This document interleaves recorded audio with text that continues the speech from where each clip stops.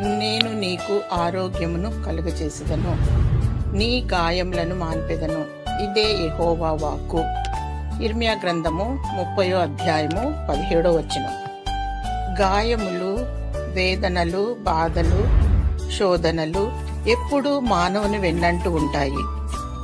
తద్వారా అనారోగ్యానికి గురవుతాం. 2000 సంవత్సరముల క్రితము శిలోలో మరణించి చనిపోయి సమాధి చేయబడి తిరిగి లేచినటువంటి ప్రభువు, ఆయన పొందిన దెబ్బల చేత స్వస్థత, ఆయన రక్తము ద్వారా విమోచన కలుగును. మరియు దేవుడు ఈ దినము నీకు వాగ్దానం ఇస్తున్నాడు. స్వస్థపరచు యెహోవాను నేనే అని అభయమిస్తున్నాడు. స్వస్థత నీకు శీఘ్రముగా కలుగును. హృదయము అన్నింటికంటే ఘోరమైన వ్యాధి కలది. హృదయ స్వస్థత కూడా దేవుడు కలిగించును, స్వస్థపరచును.